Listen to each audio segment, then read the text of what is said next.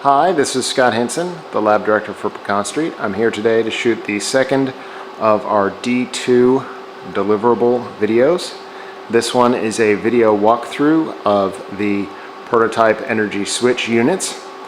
We've got from left to right the lab prototype and the 3 field prototype energy switch units.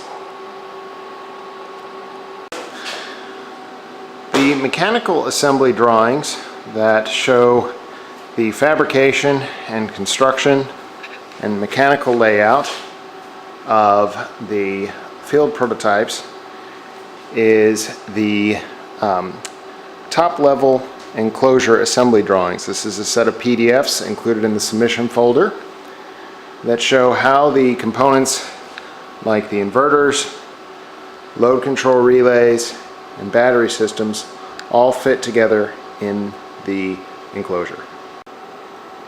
The left side of the energy switch contains one of the 2 system inverters and 3 of the 6 custom SARM printed circuit boards.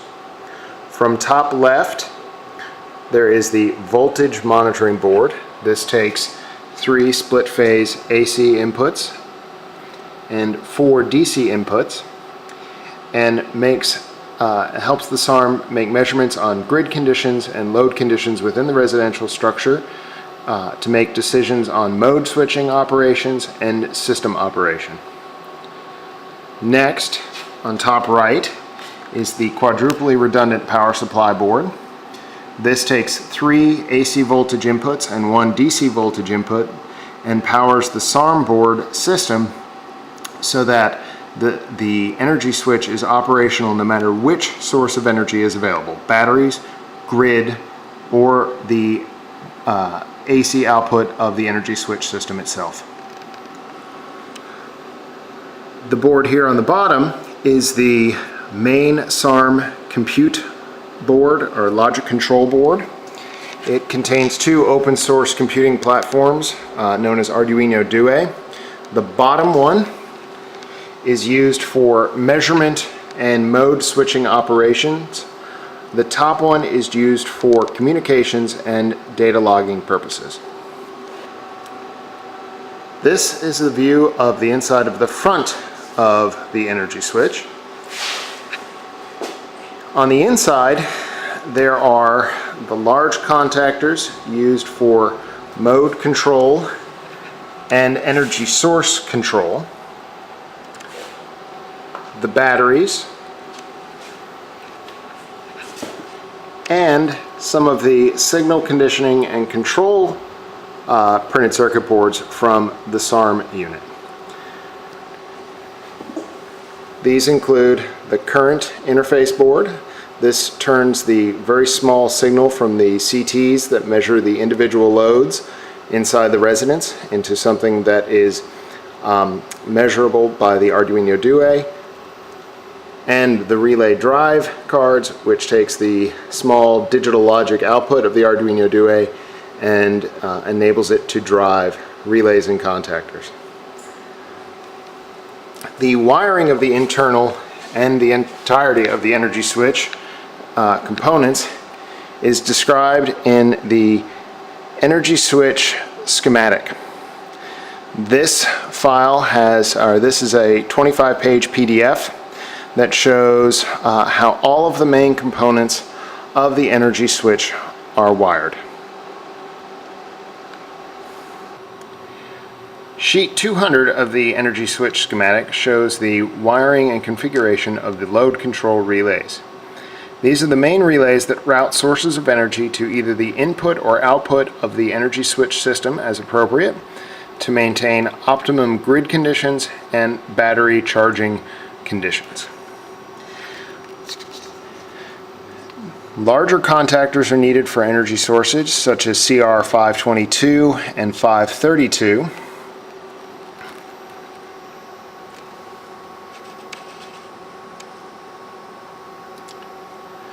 Which are used to route legacy grid-tied solar within the energy switch.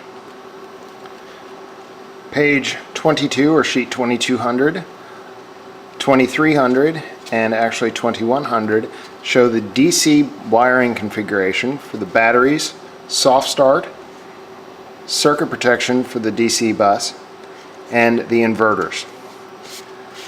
A large portion of this wiring is shown here on the right hand side of the unit, of the interior of the unit.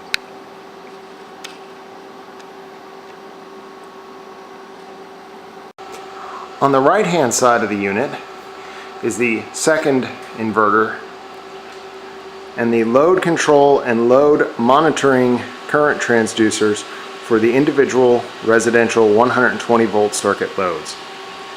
Additionally, you can see the front of the LG battery system units. There are 3 LG batteries totaling 9.6 kilowatt hours of storage.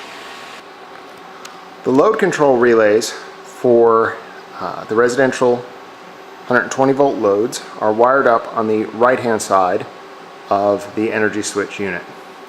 The relay wiring is covered in pages 5 through 9, and the CT wiring, which matches the which is wired in banks to match the relays, is covered in pages 10 through 15. As an example, there's a bank of relays CR712 through 792, and this bank of relays is described on page 7 or sheet 700 of the system schematic. The corresponding CTs for this relay bank is described in sheet 1100. The loads for each CT and relay are described as house loads 9 through 16, but in configuration of the SARM we can set actual descriptions for those loads so that the homeowner has better control of critical and non-critical loads for the various mode operations. This is the 6th piece of custom SARM hardware. This is a remote current monitoring board. This would be attached to the residential structure. Adjacent to the grid service entrance. We've temporarily installed it in our transfer switch used for testing of the systems. The reason for this board is that the CT wire signal is a very small low-level voltage signal, and you can only have wire lengths of 6 to 10 feet or less. In many cases, the grid entrance will be more than 6 to 10 feet away from the SARM current transducer boards, and so we made this design to convert the signal to a slightly stronger signal that can be transmitted up to 50 or 60 feet so that we can get an accurate measurement of grid conditions and total grid load and power factor correction operation within the energy switch. This concludes the second video, which is a walkthrough of the lab and field prototype energy switch systems. If you have any questions, please do not hesitate to contact us. Thank you.